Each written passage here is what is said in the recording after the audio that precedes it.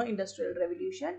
सो industrial revolution हमने पढ़ना है कि किस तरीके से आया, क्यों इंग्लैंड में ही आया, वो चीज़ हमने पढ़नी है। जब हम बच्चे इस चीज़ को पढ़ेंगे उसके बाद आपको क्या था, आपने पढ़ना है American war of independence. Actually क्या था, अगर आप देखोगे ना, जो अमेरिकन है ना, ये बेसिकली किन के भाई बहन हैं, इंग्लैंड वालों के। जब कोई मतलब ब्रिटेन में कोई क्राइम करता था ना, उसको बेसिकली भेजा जाता था कहाँ, अमेरिका। उस टाइम पे अमेरिका डेवलप्ड नहीं था, वो जंगल था। एज अ बेसिकली जो है वो पनिशमेंट के तौर पे उसको वहां पे भेजा जाता था। एंड नाउ फिर वो उन्होंने किस तरीके से वहां डेवलपमेंट की एंड किस तरीके से वही अमेरिकन अगेंस्ट किसके हो गए, उन इंग्लैंड वालों के। That give basically rise to your American war of independence. So that is your American war of independence. And इस अमेरिकन वॉर ऑफ इंडिपेंडेंस में कॉजेज, उसका क्या इम्पैक्ट रहा, उसका क्या सिग्निफिकेंस है, राइट। एंड उसके अलावा इसमें एक और चीज आएगी, that is no tax without representation. एक स्लोगन दिया था, वो क्या था वो भी हम पढ़ेंगे, क्योंकि अगर आप देखेंगे अमेरिकन सिविल वॉर भी हुआ है, वो भी आपने पढ़ना। तो यहाँ पे आप याद रखिए, नो टैक्स विदाउट रिप्रेजेंटेशन किसमें पढ़ना है, इसी में, नो टैक्स विदाउट रिप्रेजेंटेशन।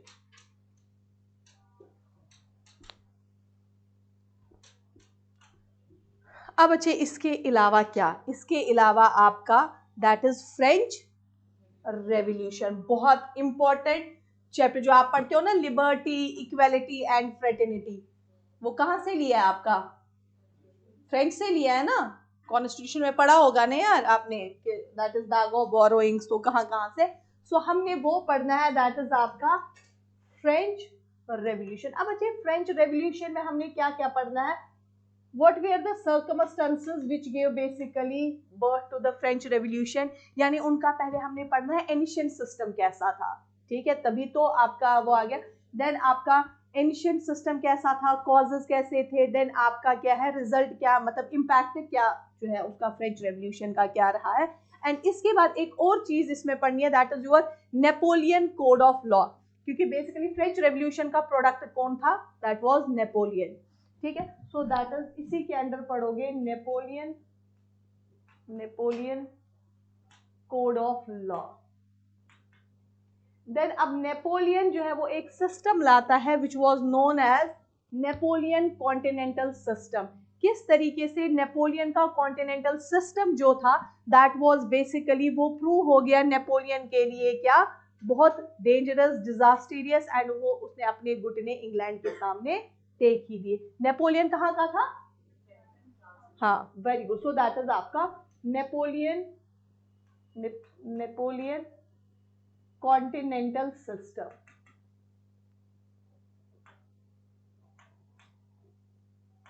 चुप तो नहीं रही है लाइट आप लोगों को, बंद कर दूं, मुझे बताओ कौन सी वाली बंद कर दूं, क्योंकि आदत नहीं ना आप लोगों को इतनी तेज लाइट में। अब ये देखो, ठीक है सबके लिए। ऑनलाइन स्टूडेंट्स मुझे बताओ बच्चे, ये लाइट ठीक है, ठीक है। अब उसके बाद बच्चे फ्रेंच रेवोल्यूशन के बाद क्या आएगा आपका, that is unification of Germany. क्योंकि अगर आप देखेंगे जर्मनी जो है वो नंबर ऑफ जो है वो स्टेट्स में डिवाइडेड थी। कुछ ऐसी स्टेट्स थी जो कभी एग्जिस्ट ही नहीं होती थी, तो मतलब आप सोचो बहुत सिटी से भी जो है वो छोटी थी, बहुत जो है वो छोटी छोटी भी थी और बहुत बड़ी भी थी कुछ।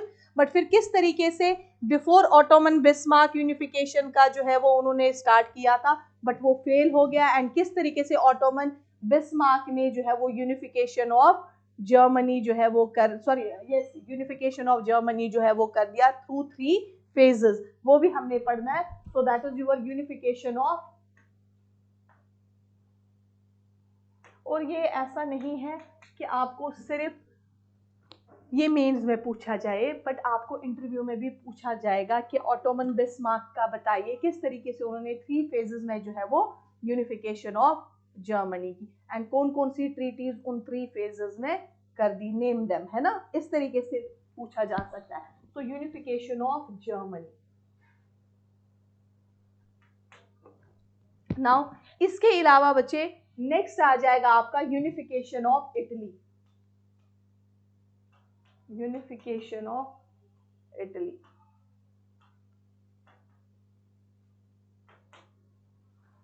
गारीबाल्डी थे, देन केवियर थे, मेज़मी थे, इसमें जिनने यूनिफिकेशन ऑफ इटली किया था।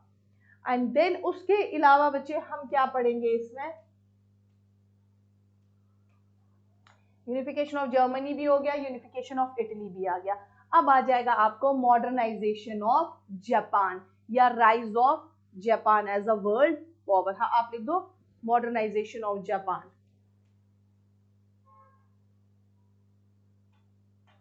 Modernisation of Japan.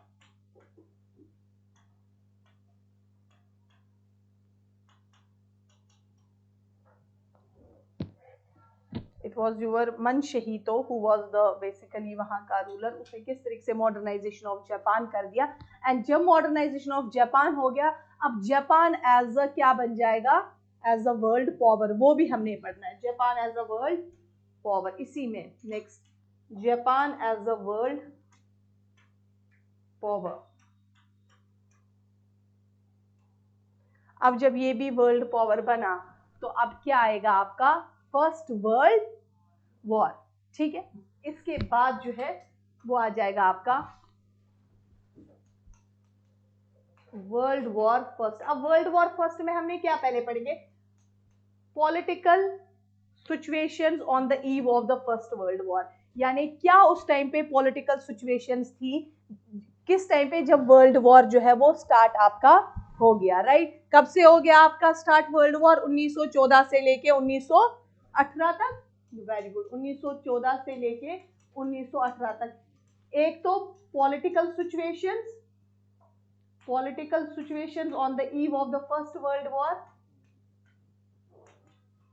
On the eve of world war first. Then बच्चे आपका कॉजेस, देन आपका इम्पैक्ट क्या पड़ा उससे। जब हम ये पढ़ेंगे बच्चे, वर्ल्ड वॉर फर्स्ट को खत्म करेंगे, उसके बाद आपको पता है जर्मनी जो है वो बेसिकली साइन करती है ब्लैंक चेक। जब वो ऑस्ट्रिया को हेल्प करेगी, वो देखेंगे वो क्यों हेल्प करती है उसको। एंड जब ये चीज हो जाती है, उसको एक ह्यूमिलेटेड ट्रीटी साइन करवाई जाती है which is known as treaty of Germany. ना वर्ल्ड वॉर फर्स्ट में बच्चे हार जाएगी एंड उसके बाद जर्मनी जो है वो आपकी एक ट्रीटी साइन करती है which is known as treaty of Versailles और ट्रीटी ऑफ पेरिस।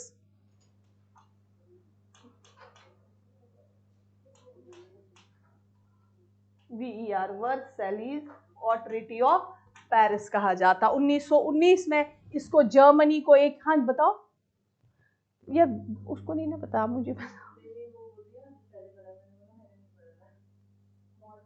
मॉडर्न में मैंने सिर्फ ये बताया था what was the impact of the first world war on the Indian national movement. याद है इम्पैक्ट, हमने तो यहाँ पे हमने इम्पैक्ट सिर्फ इंडिया का नहीं पढ़ना है ना, यहाँ पे हमने ओवरऑल जो है वो इम्पैक्ट पढ़ना है। वहां पे तो हमने पढ़ा था कि फर्स्ट वर्ल्ड वॉर का क्या इम्पैक्ट रहा था इंडियन नेशनल मूवमेंट के लिए। किसी को याद है क्या रहा था? हाँ, क्या बताओ जरा। अब देखो क्वेश्चन आप लोगों ने खुद मेरी रग छेड़ दी, मैं कुछ नहीं कर सकती, आई एम नाउ हेल्पलेस। अच्छा, आप तो नहीं थे तब। वारिस,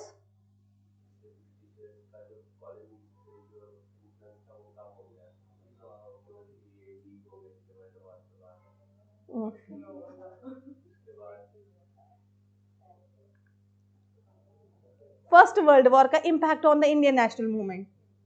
Indian national movement, online students,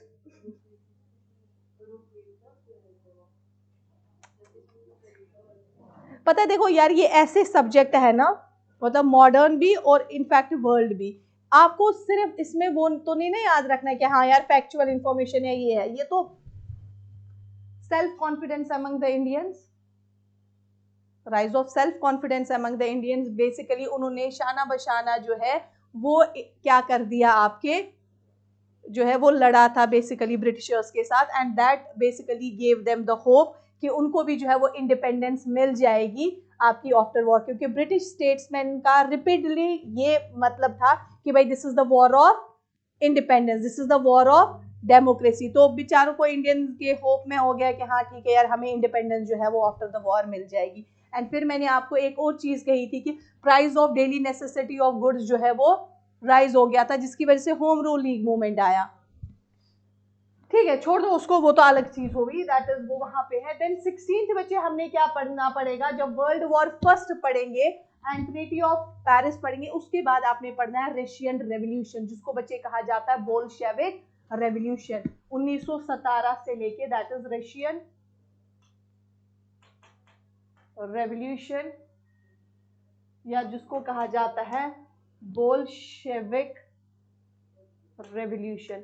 कब से कब तक हुआ, 1917 से 1921 तक। ठीक है, अब बच्चे यहाँ पे वो पीरियड है जो आपका क्या है, that is basically your economic depression, जो 1929 में स्टार्ट हुआ था, इकोनॉमिक डिप्रेशन 1929 में। अब देखो यार, देखो इस रशियन रेवोल्यूशन में आपने बहुत कुछ पढ़ना है, इकोनॉमिक कंस्ट्रक्शन जो है वो लेनिन स्टालिन का था वो आएगा, या क्या कॉजेस थे, इम्पैक्ट क्या पड़ा। देन बच्चे ये जो इकोनॉमिक डिप्रेशन 1929 के बाद, मुझे बताओ वर्ल्ड वॉर फर्स्ट में कौन हारा था, जर्मनी। इटली को भी इतना अपना ड्यू शेयर जितना वो मांग रही थी उसको उतना नहीं मिला, वो भी जो है वो सेटिस्फाई पूरी तरीके से नहीं थी। अब दोनों में it was basically your Nazism and fascism जो है वो आपका that came into being, that is why Hitler जो है वो फिर जो है वो उठेगा, एंड उसी की वजह से जो है वो वर्ल्ड वॉर सेकेंड आ जाएगा। तो आपने पढ़ना है the 18th topic is your, that is Nazism and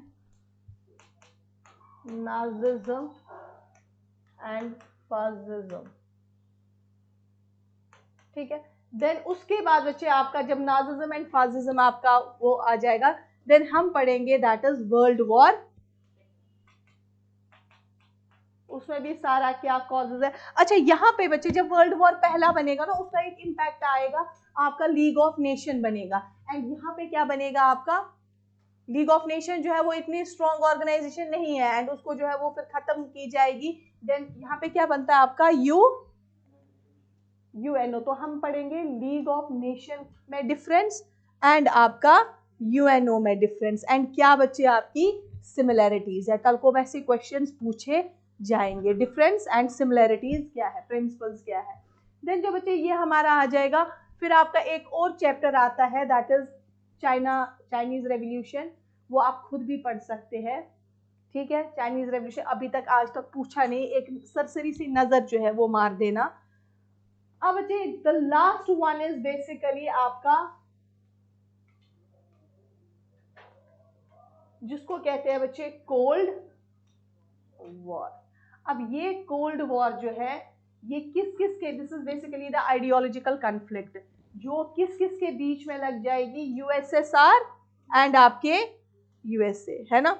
but ये basically part of your IR, and किस तरीके से डिसइंटीग्रेशन ऑफ यूएसएसआर जो है वो हो जाएगा। एंड एक और चैप्टर मैंने छोड़ दिया, वो कहीं पे भी इन बिटवीन हम लगा सकते हैं, that is scramble of Africa. Africa किस तरीके से जो है वो अलग अलग डिफरेंट टाइम पीरियड में क्या हुई, कॉलोनाइज, स्क्रैम्बल होता है बेसिकली कॉलोनाइज हो जाना, तो वो भी हम इसमें पढ़ेंगे। अब बच्चे ये जो कोल्ड वॉर वाला पीरियड है ये आपको कौन पढ़ाएंगे, आईआर वाले सर, जो भी आपको आईआर पढ़ेंगे उनको बोल देना हमें कहाँ से पढ़ना है। जब हमने world war second complete ma'am ने करवाया, फिर सर अब आप बताइए, मैं पढ़ा सकती हूँ, मुझे कुछ नहीं है, बट वो देखो ना वहां पे भी रिपीट हो जाएगा तो ओवरलैप हो जाएगा। इट्स बेटर कि उनसे जो है वो पढ़ लेना कि किस तरीके से ideological conflict between USSR and जो है वो यूएसए हो गया, and then how this integration, क्योंकि उसमें आपका वो अफगानिस्तान वो सारा का सारा जो है वो पढ़ा देंगे।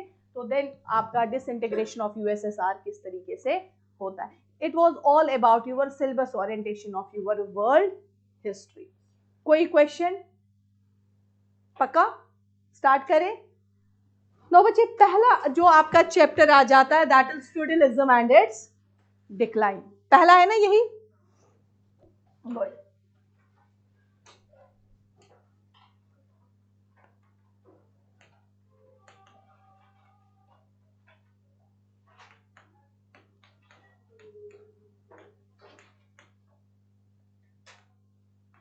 कोई नहीं लिखेगा, जस्ट सुनोगे, मैं 2-4 बार रिपीट करूंगी, उसके बाद मैं लिखवा दूंगी।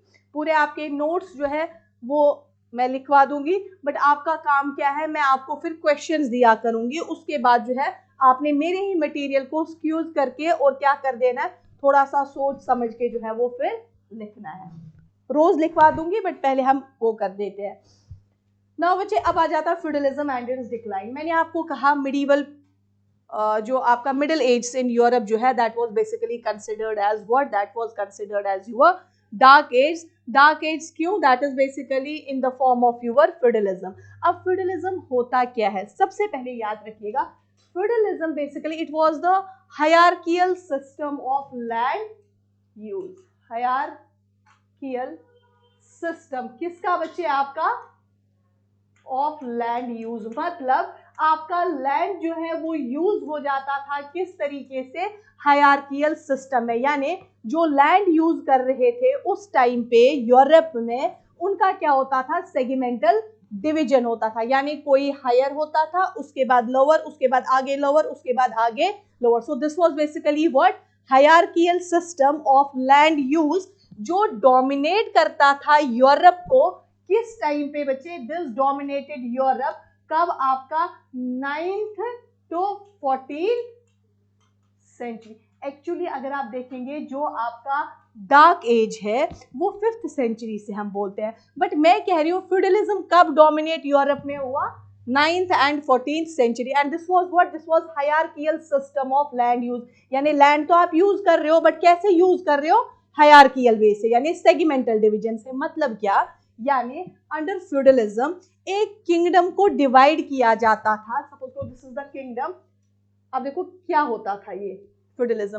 फ्यूडलिज्म में क्या किया जाता था? एक किंगडम को डिवाइड एंड सब डिवाइड किया जाता था एग्रीकल्चरल एस्टेट्स में। Suppose this was the kingdom.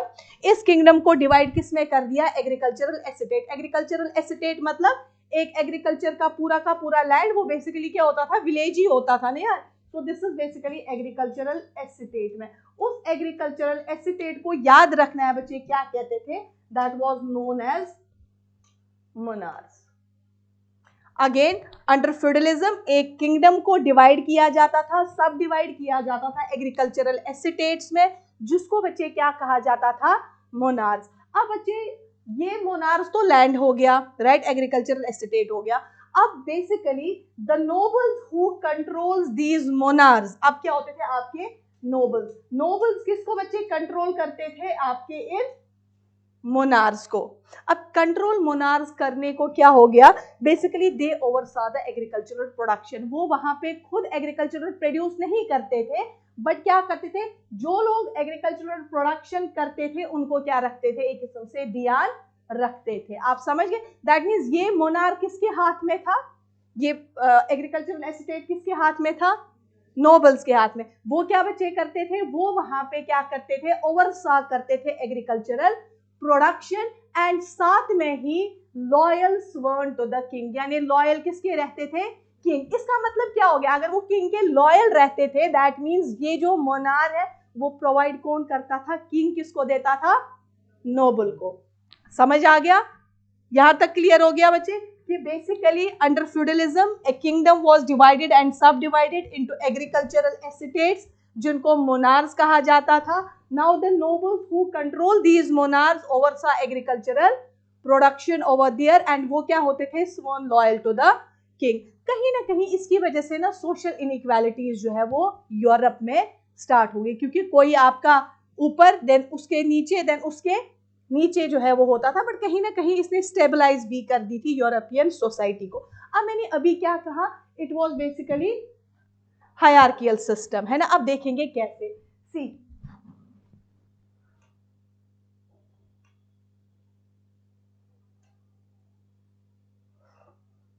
सबसे पहले बच्चे कौन आएगा आपका? देखो, सबसे पहले किंग। किंग के बाद कौन आएगा? नोबल्स। नोबल्स के नीचे आते थे बच्चे नाइट्स। नाइट्स होते थे बेसिकली सोल्जर्स। देखते हैं ये कौन क्या थे। आगे आएगा किंग, नोबल्स, नाइट्स। नाइट्स के नीचे कौन होते थे? पीजेंट्स। अब पीजेंट्स में भी ना बहुत सारे ग्रुप्स होते थे, बहुत सारी डिविजन होते थे। उनमें से सबसे बेचारे जो जिनकी खस्ता हालत होती थी, दे वियर सर्फ्स, SERFs। तो पीजेंट्स के नीचे बच्चे कौन, दैट वाज सर्फ।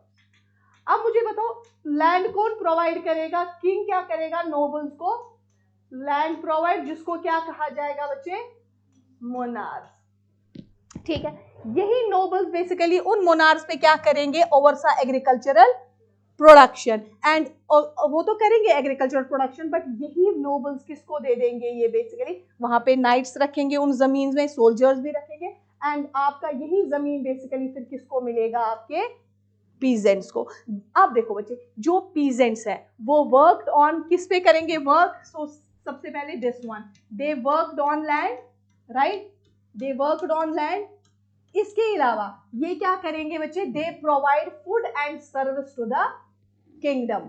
ये प्रोवाइड करेंगे आपके, भाई ये बनाना है पेपर में, प्रोवाइड फूड एंड सर्विस किसको बच्चे, to the kingdom, but at the same time they have little knowledge about their rights. इनको बेचारों को अपने राइट्स का कोई भी इल्म नहीं था, यानी इनको क्या किया गया, ये बेचारे एक तो काम भी करते थे, टैक्स भी पे करते थे, और इनकी अपनी ही हालत क्या होती थी, खस्ता होती थी। सो that means little knowledge about their rights, little knowledge. तभी मैंने कहा था बहुत सारी सोशल इनइक्वालिटीज इसकी वजह से प्रोड्यूस हो गई थी, little knowledge about their rights.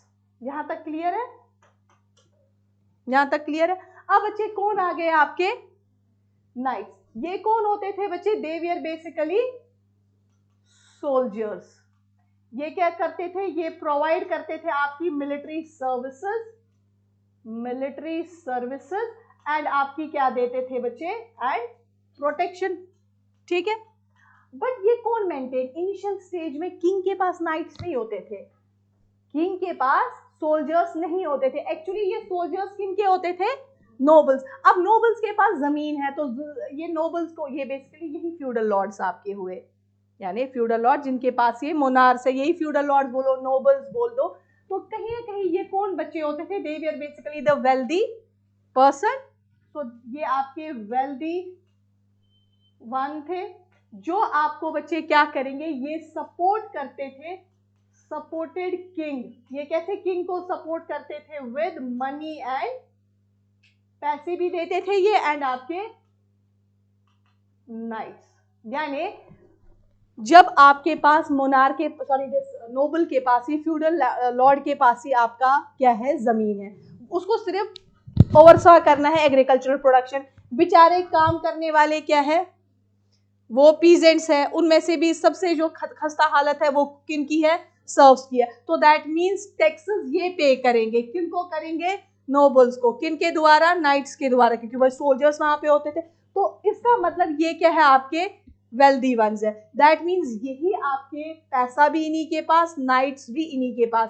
ये पैसा और नाइट्स किसको प्रोवाइड करेंगे, किंग को। एंड उल्टा किसके, स्वर्ण लॉयल रहेंगे, sworn loyal to the king. So that means king दे रहा है monarch, that is basically the agricultural estate, and साथ में जो है वही आपके मोनार्क जो है उसमें ओवरसॉ एग्रीकल्चरल प्रोडक्शन ये कर रहे हैं। बट एग्रीकल्चरल प्रोडक्शन कौन कर रहे हैं, फूड एंड आपके other services to the kingdom कौन दे रहे हैं, दैट वेयर सर्व्स। ये हैवीली पे टैक्स करते हैं, but they have little knowledge of their rights. But at the same time जो नाइट्स है, they were the soldiers, provided military service and protection, but maintained, initially maintained by home, that were nobles, क्योंकि they were the wealthy man, and यही king को help करते थे पैसों के जरिए भी, एंड आपके नाइट्स की। तभी तो मैंने कहा ये डिफेक्टो रूलर एक किस्म से होता था।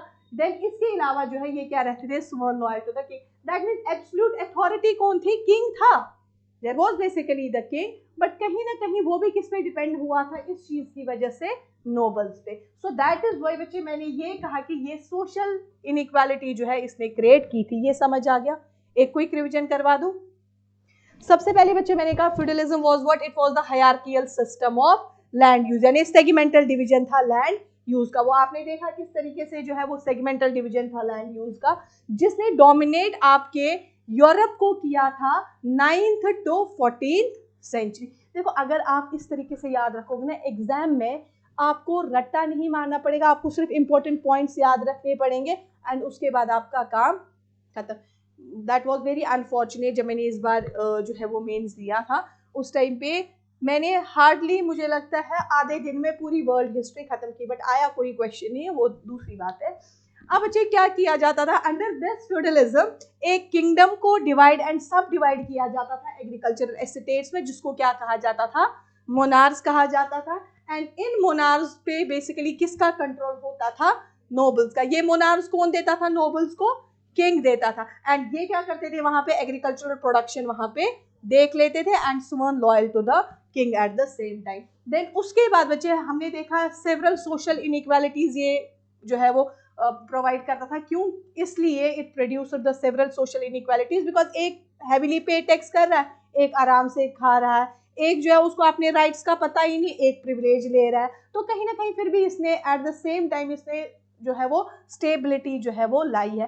अब आप मुझे एक चीज बताइए, यहाँ पे जब मैंने मॉडर्न पढ़ाया था, यहाँ पे basically main source of power was what, क्या land main source of power था कि मनी, कि पैसा? लैंड था ना, यानी फ्यूडलिज्म के दौरान आपका जो मेन सोर्स ऑफ पावर जो है वो दैट वाज लैंड। तो इकोनॉमी क्या हो गई आपकी, विलेज बेस्ड हो गई, right? So that means economy was village based and the main source of power was what, that was land but not money. यानी ट्रेड होता था वो बहुत कम होता था, सारा का सारा फोकस किस पे होता था उस टाइम पे बच्चे, उधर लैंड पे होता था, राइट? देन ये हायरार्कियल सिस्टम समझ आ गया। अब मैं आपसे पूछ रही हूँ कि फ्यूडलिज्म फिर डेवलप ही हुआ क्यों, है ना, क्वेश्चन है ना यार, फ्यूडलिज्म डेवलप क्यों हुआ? वो इसलिए डेवलप हुआ क्योंकि अगर आप देखेंगे देयर वाज एब्सेंस और lack of single central political authority. समझ आ गया कुछ? देयर वाज, मैंने क्या कहा, क्यों फ्यूडलिज्म आपका डेवलप हो गया? देयर वाज बेसिकली एब्सेंस और you can say lack of single central political authority. यानी ये तो बच्चे किस लेवल पे था, विलेज लेवल पे आपका। यानी सपोज करो एग्रीकल्चरल एस्टेट्स अलग अलग थे, उन एग्रीकल्चरल एस्टेट्स का क्या होता था, अपना अपना किंग होता था, बट ओवरऑल एक सिंगल सेंट्रल अथॉरिटी नहीं होता। जैसे हमने पढ़ा है, जैसे विजयनगर एम्पायर, अगर वहां पे प्रोविंसेस भी थे बट सेंट्रल एडमिनिस्ट्रेशन में क्या होता था, किंग होता था। जैसे आपका मुगल्स में सेंट्रल लेवल पे कौन होता था, बादशाह होता था, एंड देन प्रोविंसेस में बाकी होते थे, है ना। तो इस तरीके से जो, या वाइसरॉयज, गवर्नर्स, है ना, इस तरीके से होते थे। बट यहाँ पे जो है वो बच्चे आपका सेंट्रल लेवल पे यानी हाईएस्ट लेवल पे एक सिंगल अथॉरिटी नहीं होती थी, क्योंकि आपका पूरा का पूरा जो है वो किंगडम डिवाइडेड होता था, स्मॉल किंगडम्स में, बिग किंगडम्स में, इस तरीके से, जिसकी वजह से इन फ्यूडल लॉर्ड्स जो है वो वेल्दी बने, क्योंकि इनको क्या बांट दी गई, मोनार्स बांट दिए गए। एंड धीरे धीरे इन्होंने ही चैलेंज किया किसको बच्चे, अथॉरिटी ऑफ द किंग को। जब इन्होंने अथॉरिटी ऑफ द किंग को चैलेंज कर दिया एंड इंटरनल एडमिनिस्ट्रेशन में भी ये धीरे धीरे घुस गए। So that basically is the reason for the development of your feudalism. Insha Tabassum, very good. Insha आए क्यों नहीं बच्चे क्लास में? नाउ अब इसके बाद आ जाता है आपका word causes for its decline. क्यों फ्यूडलिज्म बच्चे आपका क्या हो गया, डिक्लाइन हो गया? देखो आपका ऑप्शनल नहीं है, आपको मैं up to the level of उधर तक ले जाती हूँ, बट इतना ज्यादा मत इसके साथ, मैंने आपको कहा कि इतना भी ज्यादा नहीं पढ़ना है जिसकी वजह से आप अपना नुकसान कर दोगे।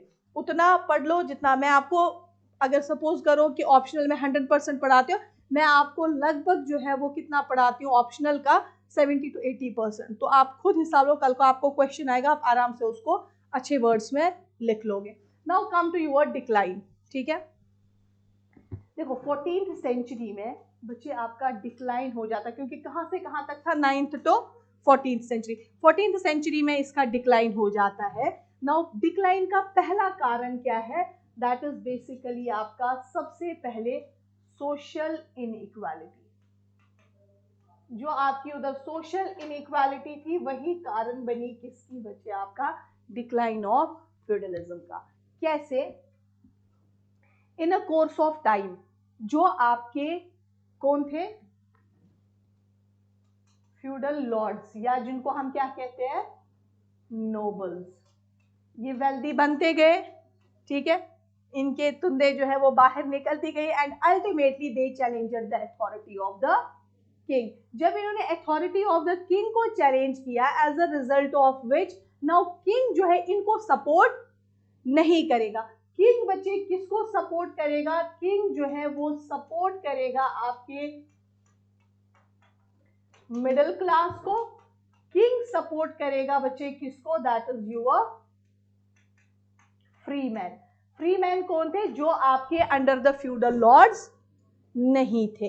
अब मिडिल क्लासेस में कौन कौन आते हैं? That is basically businessman and traders जो है वो कौन आते हैं? Middle class. मिडिल क्लास में जो बिजनेसमैन है, ट्रेडर्स है, नाउ किंग जो है वो इनको सपोर्ट करेगा। एंड ये लोग किस लिए सपोर्ट करेगा? भाई आप जाओ वॉयेज करके आओ, आप जो है वो ट्रेड करके आओ उस तरीके से। एंड इन रिटर्न जो आपके बिजनेसमैन हैं एंड ट्रेडर्स हैं वो किंग को प्रोवाइड करेंगे क्या? मनी, पैसा देंगे। यानी ये किसको पैसा देंगे बच्चे? मनी किसको? किंग को। तो किंग क्या करेगा इस पैसे से? He begin to maintain independent army. अब ये क्या करेगा? इंडिपेंडेंट आर्मी जो है वो मेंटेन करेगा। एंड ये इंडिपेंडेंट आर्मी इसको हेल्प करेगी in order to suppress the feudal lord को सप्रेस करने के लिए, जो क्या करेंगे? Banner of revolt raise against किनके करेंगे? किंग के। जो feudal lords banner of revolt raise करेंगे अगेंस्ट किंग। अब किंग के पास पैसा आ रहा है क्योंकि किंग सपोर्ट कर रहा है बिजनेसमैन एंड ट्रेडर्स को, एंड इन रिटर्न वो उसको पैसा दे रहे हैं, जिसकी वजह से ही was able to maintain his own independent army. And with the assistance of these army वो क्या कर रहा है? सप्रेस कर रहा है उन फ्यूडल लॉर्ड्स को जो किसके अगेंस्ट बात कर रहे हैं? किंग के। So this is number first. इसमें कोई कंफ्यूजन? पक्का? Very good. Now second is आपका बच्चे दैट इज जो सेकेंड कारण है, 7-8 कारण है, बस उतने ही एग्जाम में लिखने हैं शॉर्ट में। Now second is your growth of trade and commerce. Growth of trade and commerce बच्चे, अब इसकी वजह से growth of trade and commerce, जब आपका ट्रेड एंड कॉमर्स धीरे धीरे बढ़ने लगा तो उसकी वजह से क्या हो गया? आपकी न्यू सिटीज बनना स्टार्ट होगी। जब आपकी न्यू सिटीज बन जाएंगी तो ये क्या प्रोवाइड करेगी? अपॉर्चुनिटी फॉर न्यू वर्क, है ना? That basically give the opportunity for new work. अब बच्चे जो आपका न्यू वर्क जब आ गया तो जो अब आपके सर्व्स थे जो पहले इंडल्ज थे एग्रीकल्चरल एक्टिविटी में, वो छोड़ देंगे एंड कहाँ पे बच्चे आपके आ जाएंगे? आपके ट्रेड में। यानी now they indulge in your business instead of your agricultural activity because of growth of trade and commerce. क्योंकि न्यू सिटीज बन गई, जब नई सिटीज नए शहर बन गए उसकी वजह से आपका जो है अपॉर्चुनिटी फॉर न्यू वर्क भी बढ़ गया। एंड यही सर्व जो पहले अंडर फ्यूडल लॉर्ड्स थे उनको भी एक अपॉर्चुनिटी मिल गई, वो अपने आप को फ्री करेंगे इन फ्यूडल लॉर्ड से। सो that means growth of trade and commerce ने भी क्या कर दिया? नाउ अब जिसमें भी growth of trade and commerce हो रहा होगा, नाउ अब शिफ्ट कहाँ की ओर हो रहा है? पैसे की ओर। मेन सोर्स ऑफ पावर जो है वो पैसा है, न कि अब बच्चे जमीन है, राइट? नाउ थर्ड जिसकी वजह से डिक्लाइन हो गया, that is crusades. Anybody what is crusades? It led to the death of monarch, but what was crusade? Very good. It was basically holy wars. Crusade जो है वो होली वॉर्स थे। किस किस के बीच में? मैं बताऊंगी इसने कैसे डिक्लाइन किया। This was basically the holy war. जब मैं कह रही हूँ होली वॉर यानी रिलीजियस वॉर थी, किस किस के बीच में? क्रिश्चियंस के बीच में एंड आपके मुस्लिम सेल्जुक टर्क्स। ये कौन हो गए? ऑटोमन एम्पायर, ठीक है, मुस्लिम सेल्जुक टर्क्स में। कब? ये basically at the end of your 11th century till the end of your 13th century तक ये रही है। किस लिए इन दोनों के बीच में हो गई है? In order to recover Jerusalem. पता है ना जेरूसलम सब में इसमें मान्यता है, क्रिश्चियनिटी में भी, आपके जो मुस्लिम्स में भी, and the third religion is your Jews. Very good. So तीनों में जो है इनकी मान्यता है। तो ये बेसिकली जेरूसलम पे लड़ाई लगी, बेसिकली वो उस टाइम पे किसके पास था, मुस्लिम सेल्जुक टर्क्स। तो क्रिश्चियन चाह रहे थे कि हम जो है ये जेरूसलम किससे ले ले, मुस्लिम सेल्जुक टर्क से। जो आज ये फलस्तीन की लड़ाई देख रहे हो ना आज आप, है ना, this was basically the old tradition लड़ाई, मतलब ओल्ड टाइम्स की जो है लड़ाई थी, जब आपके prophet Muhammad peace be upon him, उनके बाद जो है आपका मतलब उसके दौरान भी इनफैक्ट जो है आपकी वो एक बैटल हुई थी, that was basically known as, उसको कहते खंदक, कौन सी बैटल थी वो, बैटल ऑफ खंदक शायद, आई थिंक, जिसमें मौला अली ने वो दरवाजों को, तो उनको वो बाग एक्चुअली वहां पे वो मिला था। ये तब से लेके जो है वो लड़ाई चल रही है बेसिकली बिटवीन क्रिश्चियन, जिव्स एंड आपके मुस्लिम्स। तो आप देखो ये आज की नहीं है फलस्तीन की लड़ाई, तो इस टाइम पे भी बच्चे क्या था, जो crusades, these were basically the holy Wars, कब लड़ी थी, 11th century till 13th century में, किसके between, Christians and Muslims, Seljuk Turks के इन बिटवीन लगी थी, ताकि in order to recover Jerusalem from Muslim Seljuk Turk, Jerusalem किसके पास था, मुस्लिम सेल्जुक टर्क्स, ये चाहते थे हम वो ले ले। अब इसकी वजह से, अगर ये वॉर थी, इसकी वजह से डिक्लाइन कैसे हो गया आपका फ्यूडलिज्म, है ना, क्वेश्चन है ना। अब देखो बच्चे कैसे, नंबर फर्स्ट, क्रूसेड्स के टाइम पे अगर आप देखेंगे तो discovery of gun powder, basically जो यूरोपियंस है ना, they learn the your gunpowder, किससे बच्चे, they learn the use of gun powder, किससे, by the Muslim Seljuk Turks है। मुस्लिम सेल्जुक टर्क्स के पास जो है उनको वो पता था कि किस तरीके से यूज ऑफ गन पाउडर किया जाता है, यूरोपियंस ने वो सीखा। अब इस डिस्कवरी ऑफ गन पाउडर की वजह से क्या हो गया, इसने जो इम्पोर्टेंस ऑफ फ्यूडल लॉर्ड्स है उनकी पावर को कम कर दिया। कैसे, अब अगर कोई सर्फ, अगर कोई मतलब प्रोटेस्ट हो जाता, पीजेंट प्रोटेस्ट, वो तो सर्व्स के सामने कुछ नहीं था, सॉरी दिस फ्यूडल लॉर्ड्स के सामने कुछ नहीं था।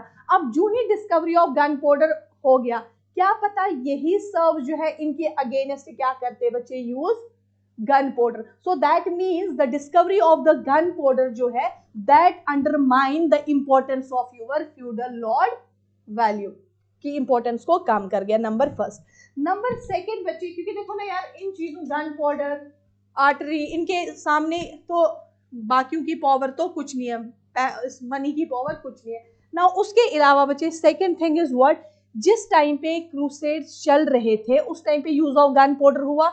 जब यूज ऑफ गन पाउडर हुआ, बहुत सारे जो फ्यूडल लॉर्ड्स है उनकी क्या हो गई बच्चे, डेथ हो गई। जब फ्यूडल लॉर्ड्स की डेथ हो गई, that gave a severe jolt to what, that gave a severe jolt to feudalism. क्योंकि देखो ना, जिस आपका गन पाउडर थोड़ी देखेगा भाई ये पीजेंट है, ये आपका फ्यूडल लॉर्ड है, वो तो सबको क्या कर देगा, खत्म कर देगा। सो that is why during the crusades आपके बहुत सारे फ्यूडल लॉर्ड्स जो है they lost the life, and उसकी वजह से जो है वो सीवियर जॉल्ट किसको मिला, फ्यूडलिज्म को, that is the crusades. Number third बच्चे क्या हो गया, इस क्रूसेड्स की वजह से आपका एक ट्रेड लिंक जो है वो एस्टैब्लिश हो गया। क्योंकि किस किस के बीच में लड़ाई है, एक साइड से यूरोपियंस है, एक साइड से कौन है, मुस्लिम सेल्जुकर्स यानी ईस्टर्न कंट्रीज हैं, यानी वेस्ट एशिया जिसको आप कहते हैं, ठीक है। सो दैट मीन्स बच्चे कहीं ना कहीं जो है वो ट्रेड लिंक जो है वो एस्टैब्लिश हो गया, ट्रेड लिंक एस्टैब्लिश हो गया किस किस के बीच में, यूरोपियंस एंड बच्चे आपका ईस्टर्न कंट्रीज। कौन सी ईस्टर्न कंट्रीज उस टाइम पे, दैट इज बेसिकली, अगर आप देखेंगे दिस टर्की का एक पार्ट है that is known as Constantinople, पता है ना, कॉन्स्टेंटिनोपल जो प्रेजेंट डे क्या है बच्चे, इस्तांबुल है। अब इन्हीं जगहों के आसपास जो है वो नई सिटीज भी बन गई। देखो ना, वॉर भी है, वॉर के टाइम क्या आपका सामान वामान सब कुछ चाहिए, तो न्यू सिटीज क्या हो गई बच्चे, डेवलप हो गई। जब न्यू सिटीज डेवलप हो गई, वहां के आपके आर्टिजन, वहां के आपके मर्चेंट्स जो है, जो उन न्यू सिटीज में रहने लगे, उन्होंने भी विश की काश हम क्या करें, इन फ्यूडल लॉर्ड्स के जो है वो चुंगल से निकल जाए। तो उन्होंने भी उनके अगेंस्ट क्या कर दिया बच्चे, रिवॉल्ट स्टार्ट किया। So that was crusade. Crusade was basically the holy war. अब उसमें भी जो है वो डिक्लाइन ऑफ फ्यूडलिज्म में जो है वो कहीं ना कहीं वो फैक्टर इन्फ्लुएंस रहा है डिक्लाइन ऑफ फ्यूडलिज्म में। कैसे, नंबर फर्स्ट, जब डिस्कवरी ऑफ गन पाउडर हो गया, उसने अंडरमाइन कर दिया importance of your feudal lords की वैल्यू। सेकेंड बच्चे मैंने कहा during crusades number of feudal lords जो है उनकी डेथ हो गई, जिसकी वजह से सीवियर जॉल्ट किसको मिला, आपके फ्यूडलिज्म को। थर्ड मैंने कहा जिस टाइम पे क्रूसेड चल रहे थे तो एक ट्रेड लिंक जो है वो ओपन हो गया between Europeans and the eastern countries, eastern cities, जिसमें आपका कॉन्स्टेंटिनोपल आ जाता है, जिसमें आपका अलेक्जेंड्रिया आ जाता है, एंड न्यू सिटीज के एस्टैब्लिशमेंट से वहाँ के जो आपके आर्टिजन्स थे, मर्चेंट्स थे, जो वहाँ पे रह रहे थे, उन्होंने भी विश की काश जो है आपका क्या हो जाए, ये फ्यूडल लॉर्ड्स के चुंगल से हम क्या कर दे, बच जाए। सो अभी तक आपने 3 कॉजेज पढ़े। 1 कॉजेज यूर सोशल इनइक्वालिटी, किस तरीके से फ्यूडल लॉर्ड्स ने चैलेंज किया अथॉरिटी ऑफ द किंग को, एंड किंग ने फिर किसकी हेल्प की, मिडिल क्लासेस की हेल्प ली, एंड मिडिल क्लासेस को बेसिकली सपोर्ट किया। जब उनको सपोर्ट किया तो मिडिल क्लासेस ने उसको पैसा दिया, उस पैसे की वजह से उसने इंडिपेंडेंट आर्मी अपनी बना दी, एंड जो फ्यूडल लॉर्ड कभी भी रेज करता banner of revolt against the king, उस आर्मी से उसको सप्रेस किया जाता। सेकंड मैंने कहा बच्चे growth of trade and commerce. अब growth of trade and commerce की वजह से क्या हो गया, न्यू सिटीज एस्टैब्लिश हो गई, उसने न्यू अपॉर्चुनिटीज फॉर वर्क। अब जो सर्व्स के पास भी अपॉर्चुनिटी रही वो आपने आपको फ्री करे फ्यूडल लॉर्ड से, एंड अब ट्रेड एक्टिविटी आपकी एग्रीकल्चरल एक्टिविटी से किस में इंडल्ज हो गए, वो ट्रेड एक्टिविटी। जब वहां से भाग गए एग्रीकल्चरल एक्टिविटी तो उसकी वजह से क्या हो गया, फ्यूडलिज्म डिक्लाइन हो जाएगा, है ना। किसी ने तो एग्रीकल्चर प्रोडक्शन करने वाला तो कोई नहीं बनेगा ना। देन थर्ड आपका आ जाता है बच्चे क्या, दैट इज यूर क्रूसेड्स, वो मैंने मेंशन किए। नाउ अब आ जाती है आपकी एक और war, that is your 100 years war.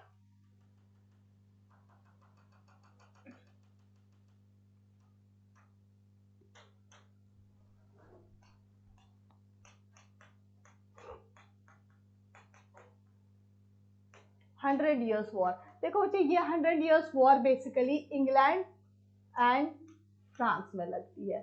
किसके लिए बेसिकली लगती है कि कौन बनेगा किंग ऑफ फ्रांस, जो है वो कौन बनेगा, क्योंकि अभी राइज ऑफ नेशन स्टेट्स नहीं है, बाउंड्री डिमार्केशंस नहीं है, तो ये बेसिकली उसके लिए लगी। अब मुझे बताओ बच्चे, फ्यूडलिज्म को बरकरार रखने के लिए आपको क्या चाहिए था, कंसिडरेबल मैन पावर, यानी आपके बहुत ज्यादा सर्व्स चाहिए होंगे, है ना, जो वहां पे एग्रीकल्चर प्रोडक्शन करेंगे।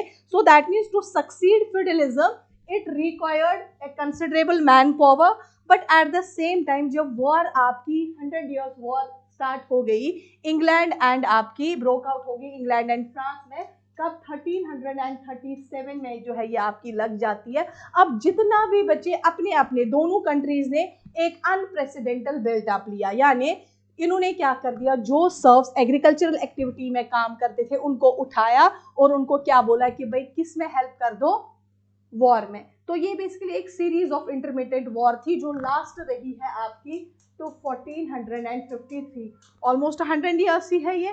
तो दैट मीन्स आपका क्या है, ये इन चीज की वजह से क्या हो गया, सर्व्स मर गए एंड उसने किसको सीवियर जॉल्ट दे दिया, फ्यूडलिज्म। समझ रहे हो बच्चे, 100 years वॉर, क्योंकि फ्यूडलिज्म को बरकरार रखने के लिए कंसिडरेबल मैन पावर चाहिए था ताकि जो एग्रीकल्चरल प्रोडक्शन करे, बट जब वॉर ब्रोक आउट हो गई तो जितने भी सर्व्स थे, जितने भी बाकी थे, उनको उठा दिया वहां से और किस में बोल दिया कि आप किस में ज्वाइन कर दो, आर्मी में। तो वो वहां मर गए and that basically give the severe jolt to feudalism, right. 100 years war भी जो है वो डिक्लाइन ऑफ फ्यूडलिज्म का है। नाउ उसके अलावा बच्चे आपका ब्लैक डेथ आ गया। नाउ 10 साल के बाद ब्लैक डेथ, 10 years किसके आफ्टर 100 years वॉर, यानी 100 years वॉर के बाद, यानी अगर यहाँ पे हम बात करूंगी दैट इज 1347 स्टार्ट हुई है ना ये 1337 में, तो 10 साल क्या हो गए, 1347 1350 के आसपास ऐसा ही कुछ। 10 years after the 100 years war आपका ब्रोक आउट हो जाता है बिबोनिक प्लीग। ये बिबोनिक प्लीग क्या थी, this was basically your bacterial infection, जिसको ब्लैक डेथ भी कहा जाता है। This was basically the bacterial infection जो यूरोप में ब्रोक आउट हो गई, स्पेशली कहाँ, आपका north part of your Italy से स्प्रेड होते हुए आपकी कहाँ पे पहुंच गई, यूरोप। एंड इस ब्लैक डेथ ने ना सर्स को बख्शा, ना फ्यूडल लॉर्ड्स को बख्शा, ना ही किंग्स को बख्शा, ना ही नाइट्स को बख्शा। तो इसने basically 1/3 of the European population को क्या कर दिया, वाइपड आउट कर दिया। क्या फ्यूडलिज्म को जॉल्ट नहीं लगता, ऑब्वियस सी बात है। सो दैट मीन्स आपके चाहे क्रूसेड्स वॉर हो, उसकी वजह से 100 years वॉर हो, उसमें सर्व्स बेचारे वहाँ पे जो है उनको ड्यूटी देनी पड़ी तो वो खत्म हो गया. देन ब्लैक डेथ कैसे? 10 years after the 100 years war broke out the bubonic plague, which is basically the bacterial infection that spread north of Italy to the rest of Europe, and it claimed 1/3 of the European population. Now अब 1 2 3 point से बस खत्म. Now अब आ जाता है बच्चे black death के बाद पॉलिटिकल चेंज. पॉलिटिकल चेंज क्या आप समझते हो बच्चे? पॉलिटिकल चेंज हुई होगी. लक्ष्मीकांत पढ़ी है ना? हाँ, जोर से बोलो ना, गलत होगा. नहीं अभी नहीं, ये नहीं. फंडामेंटल राइट्स पढ़े होंगे ना थोड़े से, है ना? हाँ या ना बोलो ना. अच्छा कोई मसला नहीं पढ़े होंगे, कोई कुछ नहीं होता. अब देखो पॉलिटिकल चेंज कैसे आया. अभी अगर मैं बोलूंगी फ्यूडलिज्म वाज बेसिकली आपका ये फोर्सफुल इम्प्लीमेंटेड सिस्टम था कि ये जो है वो खुद से उन्होंने चुना था अपने लिए सर्व्स ने. This was basically forcefully implemented ना. So that means it was basically feudalism की बात कर रही हूँ. That was basically coercive system. Coercive system होता है जो इम्प्लीमेंटेड किया जाएगा आपका फोर्सफुली. ये फ्यूडलिज्म कुछ इंडिविजुअल्स को लिबर्टी दे रहा था एंड कुछ को नहीं दे रहा था. So that means ancient laws ने क्या रखा था? पीजेंट्स को टाइड टू देयर लैंड्स. उनकी जो लेबर है वो क्या बनाई थी? कंपलसरी, है ना? आपके पास पीजेंट्स के पास कोई ऑप्शन ही नहीं था कि वो लेबर वर्क ना करे. एंड दैट मीन्स कि जो आपका फ्यूडलिज्म था that was forcefully implemented system which is known as coercive system, जिसने कुछ इंडिविजुअल्स को लिबर्टी दी, प्रिविलेज दी. एंड जो एंशिएंट लॉज ने पीजेंट्स को किसके साथ बांध के रखा था? लैंड के साथ. एंड उनकी जो है वो आपकी कंपलसरी लेबर बनाई थी. Right now at the same time धीरे धीरे बाय पैसेज ऑफ टाइम आपका कुछ चीजें हो जाती है. Number first, concept of your individual right, यानी भाई इंडिविजुअल राइट भी कुछ राइट होता है. ये कंसेप्ट जो है दैट गेन्ड फुटिंग इन कहाँ पे? इंग्लैंड. यानी सबसे पहले जो है वो कंसेप्ट ऑफ इंडिविजुअल राइट कहाँ पे आया? इंग्लैंड में. नंबर सेकंड, तो पॉलिटिकल चेंज ही तो है. पॉलिटी में हम तो यही राइट्स वाइट्स के बारे में पढ़ते हैं ना. नाउ बच्चे 12th सेंचुरी का एक रिफॉर्म है. 12th सेंचुरी का एक रिफॉर्म है दैट इज बेसिकली किसने लाया? That was your Henry second और हेनरी थर्ड है. हेनरी सेकेंड अभी तक रखो.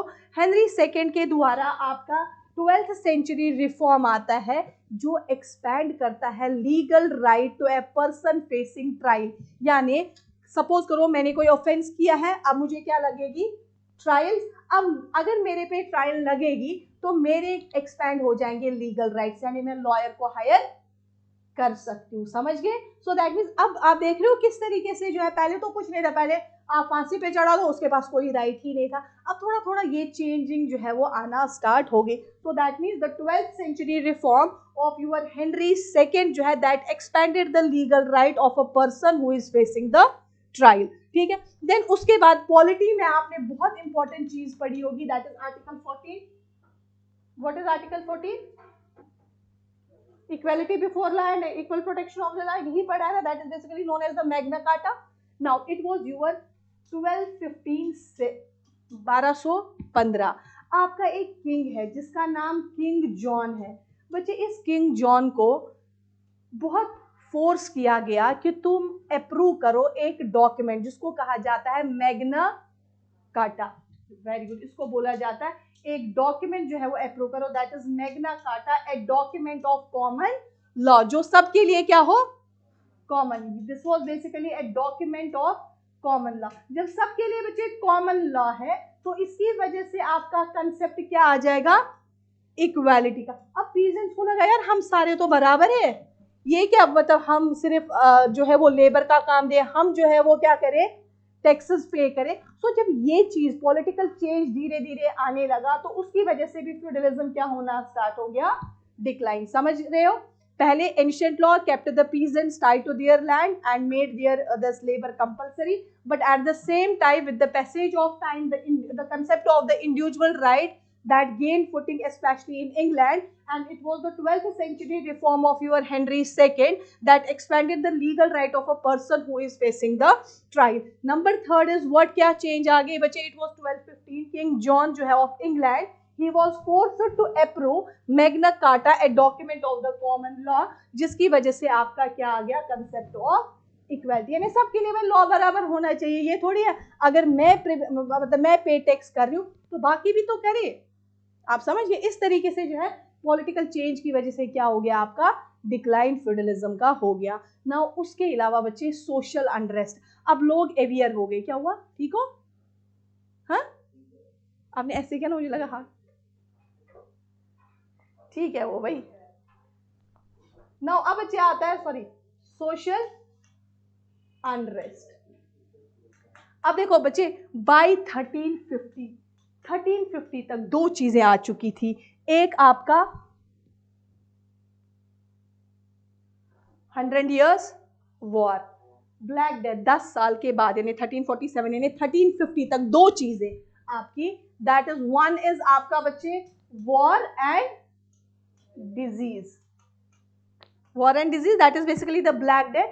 It has basically reduce the European population. इसने इतनी ज्यादा रिड्यूस की थी यूरोपियन पॉपुलेशन इस एक्सटेंड तक कि अब जो आपका पीजेंट लेबर है वो क्या बन गई? आपकी वेरिएबल, यानी अब बहुत कम पॉपुलेशन रही थी, अब आपने पीजेंट्स ढूंढने हैं, पीजेंट लेबर ढूंढने हैं, वो क्या होगी? अब वेरिएबल होगी, राइट? अब बच्चे but at the same time जो इनके नीचे कौन थे बेचारे? एक इनमें सर्व्स, उनकी condition as it was before वैसी ही थी। ये हैवीली पे टैक्सेस करते थे। सो अंडर सच सर्कमस्टेंसेस, और यहाँ से पॉलिटिकल चेंज भी जो है वो आ गया था। अब राइट्स का पता चलना स्टार्ट हो गया था। इन सर्व्स ने क्या कर दिया? रिवॉल्ट कर दिया। समझ आ गया? सो बाय 1350 वॉर एंड डिजीज ने आपकी पॉपुलेशन इस एक्सटेंट तक यूरोप में खत्म कर दी कि अब जो है पीजेंट लेबर वेरिएबल बन गया, एंड जो सर्व्स थे उनकी बेचारी कंडीशन वैसी की वैसी थी। वो अभी भी दिस आपके हेवीली पे टैक्सेस करते थे, and under such circumstances they revolted, and कहीं ना कहीं उसकी वजह से भी फ्यूडलिज्म क्या हो गया? खत्म हो गया, डिक्लाइन की कगार पे आ गया। हाँ, किनका स्टेटस? ऑब्वियस सी बात है, अब मेरे पास भाई किंग तो क्या था? फिगर हेड था, वो डिफेक्टो था, वो सिर्फ बांटता गया, लैंड बांटता गया, बट अल्टीमेटली वही जो है चैलेंज कर गया अथॉरिटी ऑफ द किंग को, है ना? तो उस पॉइंट ऑफ टाइम पे क्या चल रहा है? हेरिडिटी, मेरे नाम है तो मेरे, आपने क्या सिर्फ करना है? काम करना है। देखो ना, आपका काम क्या है? प्रोडक्शन करना। मेरा काम क्या है? आपको देखना। आपका काम क्या है? एक तो मुझे फूड एंड सर्विसेज भी प्रोवाइड करना है, एंड साथ में जो है आपने टैक्सेस भी पे करना। समझ गए? तो ये तो मेरे पास ही था, ऑब्वियस ही बात है, ये तो फिर आपका हेरिडिटी रहेगा, उन्हीं के पास था। ठीक है। नाउ इसके अलावा बच्चे आपका the last one is that is end of your middle age. अगर मैं बोल रही हूँ बच्चे एंड ऑफ मिडल एज, यानी this is basically the period of renaissance. क्या बोला था आपने? Dark age? भाई end of middle age is the end of dark age, but the start of your renaissance. Now बच्चे फ्यूडलिज्म turned into capitalism। अब देखो यार, दो चीजें हैं, feudalism turn to capitalism. Capitalism is your free market economy, right? Privatisation, very good. तो feudalism बच्चे यहाँ पे क्या होगा? Main source of power is land, here main source of power is money. अब लोग काम किसके लिए करेंगे? प्रॉफिट कमाने के लिए। नाउ जो फ्यूडल लॉर्ड्स है ना, उन्होंने अपनी ही जमीन पे प्राइवेटाइज्ड फार्मिंग करना स्टार्ट कर दी। अब जो लैंड दिस आपके पीजेंट्स हैं, वो क्या करेंगे? वो डिमांड करेंगे हमें एक्स्ट्रा वेज दी जाए, तभी हम एग्रीकल्चरल प्रोडक्शन भी उतने ही करेंगे। अब उसको तो प्रॉफिट चाहिए, किसको? आपके फ्यूडल लॉर्ड को, क्योंकि अब जो है feudalism turned into the capitalism. वो क्या करेगा? वो आपके एक तो उनको बेटर वेजेस भी प्रोवाइड करेगा, एंड साथ में जो है वो बच्चे उनको लिबर्टीज भी दे देंगे। So thus the slow growth of urbanisation now start हो गया, एंड उसका क्या हो गया? सत्यानाश हो गया। किसका? फ्यूडलिज्म का। So this was all about your feudalism and how it decline. समझ आ गया? पक्का?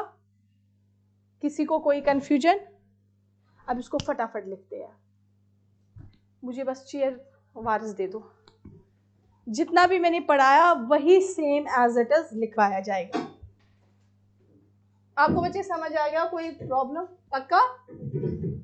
देखो अभी इनिशियल है, अभी कुछ टाइम लगेगा, 5, 10, 15 दिन थोड़ा सा वो करने में, आपको विद टाइम आप ट्रेन हो जाओगे। ठीक है बच्चे, देखो feudalism and its decline. Feudalism and its decline लिखो। Feudalism was a hierarchical, spelling लिखी है बच्चे, feudalism was a hierarchical system of land use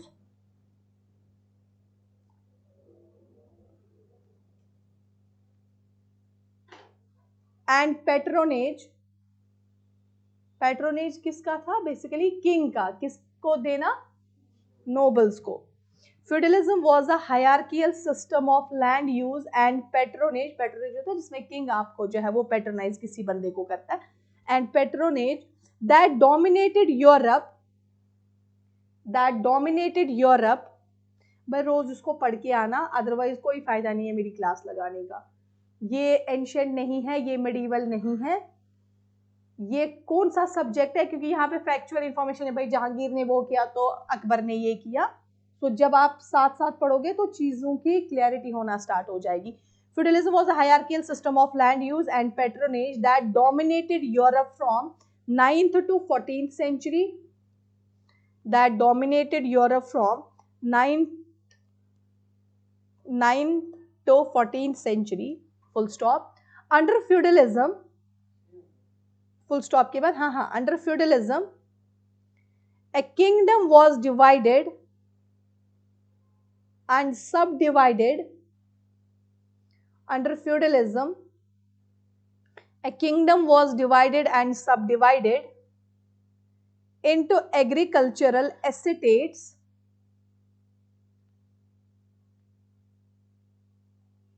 into agricultural estates, ESTATS, called manors, MANORS,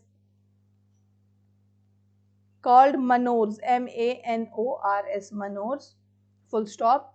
The nobles who controlled the manors, the nobles who controlled the monarchs oversaw, OVER वाला लिखना, oversaw, SAW, saw agricultural production, oversaw agricultural production and sworn loyal to the king। वो छोड़ो, despite the seven, and sworn, SWORN, and sworn loyal to the king। मैंने क्या बोला बच्चे? Despite इसने बहुत सेवरल सोशल इनइक्वालिटीज प्रोड्यूस कर दी, but at the same time European social system को क्या किया? स्टेबलाइज भी किया। बट नहीं लिखो, इतना टाइम नहीं होता है वहां पे, 2 पेज तो भरने हैं, कितना लिख दोगे? नाउ अब क्या करो बच्चे, जो मैंने ये डायग्राम बनाई ना, इसको लिख दो। आप पहले बना दो, फिर मैं बताऊंगी कहाँ क्या लिखना है। हाँ ऐसे ही बना दो, उस टाइम पे इतना थोड़ी ना ये, ताकि आपको याद रहे भाई क्या फीचर्स है इसके। बनाना है उस टाइम पे ऐसे शॉर्ट में लिख देना है।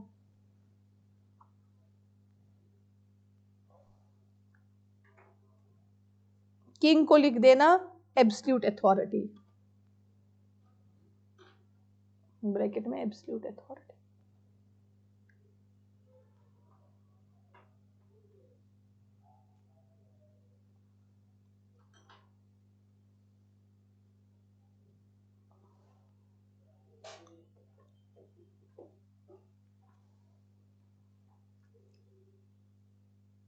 किंग देता था लैंड किसको?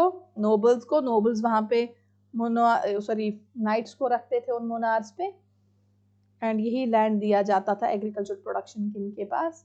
पीजेंट्स।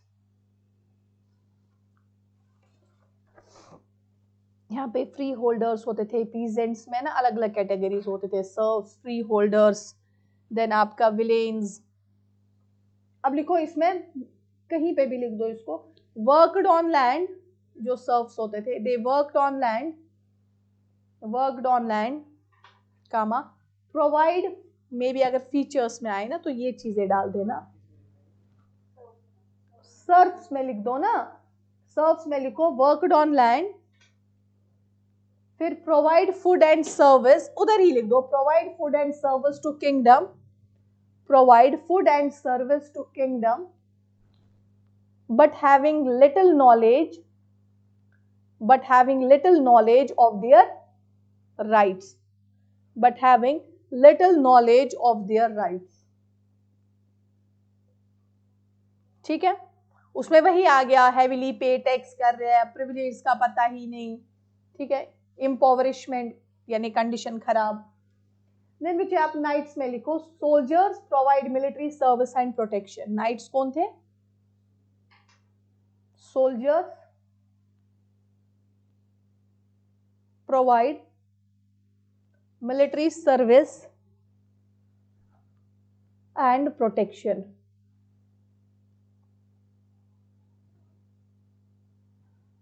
फिर बच्चे नोबल्स, वेल्दी वंस या wealthy person supported king with money and nights.